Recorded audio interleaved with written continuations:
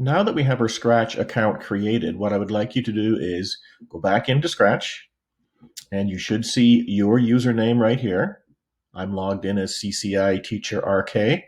I hope you are logged in as CCI-student with your initials. If not, we can fix that up later. We're going to click now on Create. And when you click on Create, it's going to take you to the actual part of the application that allows us to do some programming. So I'm going to give you a whirlwind tour here of what the features are.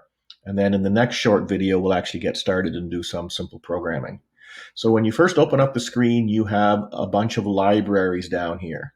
And each one of these libraries contains a variety of different pre-programmable pieces that will do something different.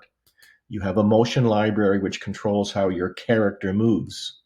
You have looks, which can control how your character looks, obviously, and behaves. You have a sound library where you can create different sounds that are played within your game.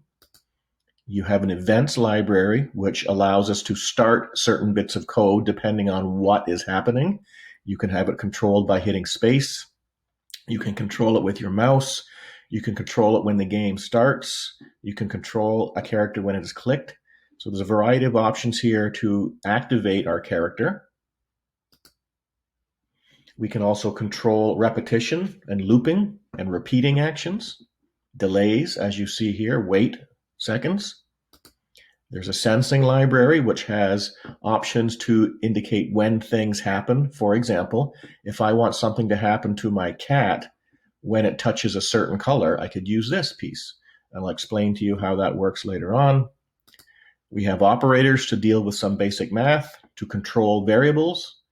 And we have variables that we can create to keep track of points, scores, health, laps, etc.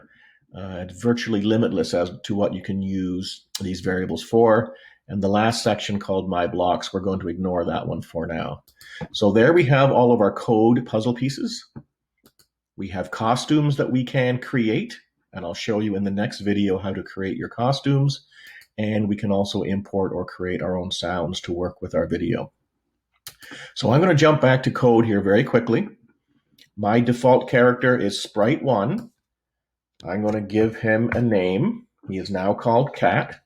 And I'm going to do a very simple bit of programming here to make him move. So I want him to,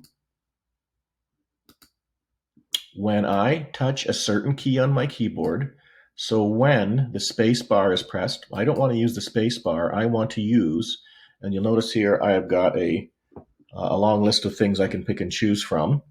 So I'm just simply use right arrow for now. So when the right arrow is pressed, I want to make my cat move.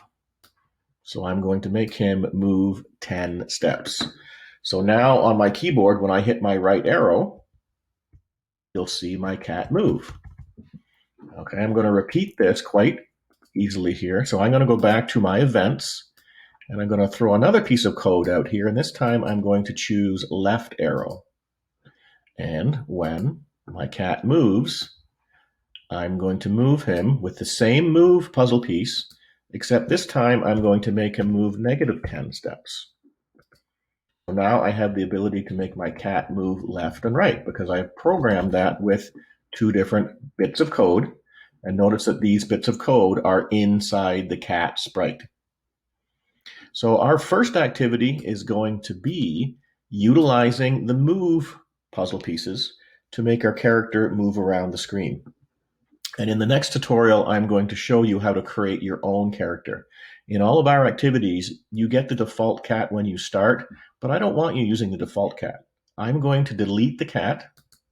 That deletes all the code I had created for the cat, and I'm then going to create my own character. And I will show you how to do that in the next video. All right, so there's our basic introduction.